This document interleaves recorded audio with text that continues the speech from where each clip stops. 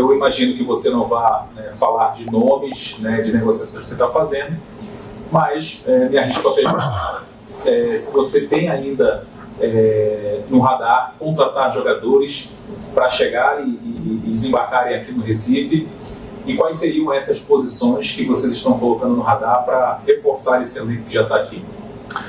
Assim, a pergunta é muito boa e eu também não posso perder a oportunidade de dar algumas explicações, de aproveitar a audiência de vocês em função de ser didático em alguns posicionamentos meus. Deixar claro que todo o orçamento que está sendo feito do Remo para 2026, nós iremos fazer as contratações, 90% delas, que se enquadrem dentro do orçamento desse ano. Eu falo isso com muita clareza e com muita transparência, mas fica muito numa situação linear de achar que eu estou fazendo isso porque eu posso achar que tem algum tipo de acidente no final do ano e eu não queira comprometer o caixa do clube para o ano que vem. A gente está fazendo um trabalho aqui para que a gente não corra esse risco, mas eu não posso ser irresponsável de fazer algumas contratações que eu possa, de fato, botar o Remo em risco caso a gente não chegue num resultado esportivo em que a gente interesse. Ao largo disso, eu também vou mostrando no dia a dia, com muita calma e tranquilidade. Aliás, assim, essa intranquilidade ela vem de todos os setores do Pará. Vem de um pouquinho da imprensa, um pouquinho da torcida, um pouquinho de companheiros de diretoria. A gente tem que ter calma.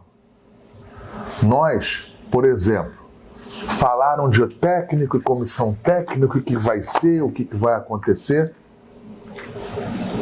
O bom é o técnico estar aqui 1 ou 2 dias depois do acesso.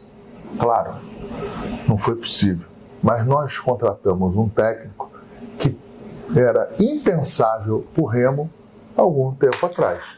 Um técnico que há 8 anos atrás estava exatamente numa sala como essa de uma Copa do Mundo. E não era em país, que eu não vou nominar aqui os países para não ser deselegante, era no México, uma grande potência do futebol importante, uma liga importante no mundo. Então esse foi o tamanho do Remo, o tamanho da expectativa nossa de demonstrar ao mercado que a gente vai fazer as coisas de uma maneira séria, mas sem pensar na grandeza da história do Remo e na grandeza do resultado esportivo, que é ganhar alguns títulos possíveis, e, claro, eu deixei claro para o professor Osório que o nosso objetivo central é o Campeonato Brasileiro. Deixei claro isso aí. E nós vamos fazer os ajustes possíveis. Lógico que tem a Supercopa do Pará no dia 18. É muito importante. Tem o Campeonato Paraense, também é importante.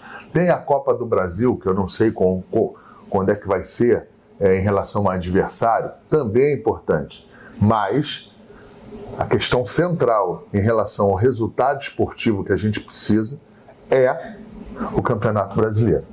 Então a gente aos poucos está trazendo aí os jogadores.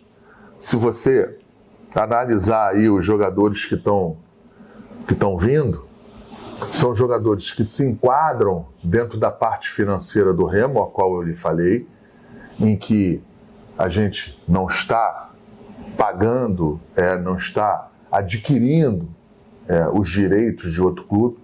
são jogadores ou que vêm emprestados ou que estão em final de contrato. Estamos fazendo um garimpo muito grande para que a gente possa fazer um time estruturado e que nos dê os resultados que a gente interessa, mas dentro da responsabilidade. E isso faz com que o trabalho seja mais árduo. Não tem jeito. O bom para mim, o fácil para mim, é contratar até jogadores mais baratos, mas de 800 mil dólares, $1 milhão, $1 milhão, R$2 milhões. A gente não fez isso, não irá fazer isso, e por isso que, claro, que é a adversidade que a gente tem que enfrentar. A adversidade que a gente tem que enfrentar não é que o cara não aceita ir para o norte do Brasil, para a região norte, para o Pará. Não é só isso. Não é só isso. É porque esses jogadores que estão livres, que estão dentro dessa prateleira que eu estou falando para vocês, também tem outros clubes que colocam e se oferecem para que deem o melhor resultado. E aí, claro, a nossa distância, aí sim, a nossa distância, ela nos prejudica em alguns pontos. Isso é um negócio claro para quem já trabalhou aqui no Remo, para quem é dirigente do Remo. Aí eu não quero falar de outros clubes, né? Eu estou falando do Remo. Sabe o tamanho da adversidade que é fazer essas contratações. Agora, a gente vai fazer as contratações, vão continuar chegando atletas aqui no CT. Todos os atletas que forem contratados até terça-feira, porque a gente vai embora na sexta, então todos os contratados até terça-feira, se forem contratados, se apresentarão aqui. Continuarão, se apresentarão aqui, para daqui que fiquem 1 dia, 2 dias, 3 dias, 4 dias, os dias que forem, juntos aqui, com o professor, com a comissão técnica, com todas as pessoas envolvidas aqui, para que depois disso, aí nós possamos ir para Belém, para já direto com a concentração e no outro dia jogar o título que a gente lida como muito importante desse ano ainda. Quantas posições que o Remo está negociando? Bem, a gente... o professor já disse uma determinada posição. Agora, eu acho que há 14 meses atrás, a gente tem que ter essa humildade e tem que ter essa clareza. Há 14 meses atrás, nós estávamos na Série C.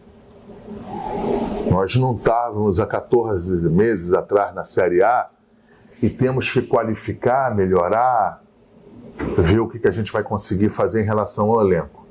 Então, já que a gente vem subindo de série, vem subindo a dificuldade, e são extensas, claro, as posições que a gente entenda que possa qualificar mais ainda o elenco. Então eu não vou falar aqui uma lateral direita ou uma lateral esquerda, porque eu vou ser injusto com os atletas que estão lá nesse momento. Eu não vou ser habilidoso. A partir do momento que eu fale para você as posições que eu estou tentando contratar, teoricamente são posições que o professor me passou ou que a gente analisou que nós estamos mais frágeis.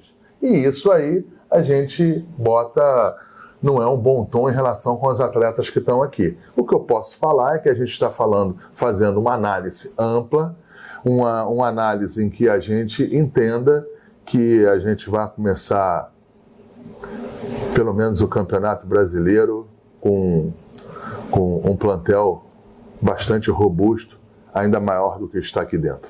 Você, torcedor do Remo, tem mais! Antes, vá no chat e deixe a sua opinião. O espaço é aberto para o internauta, não importa o time em que torce. Se inscreva aqui no canal, siga a gente no TikTok e Instagram.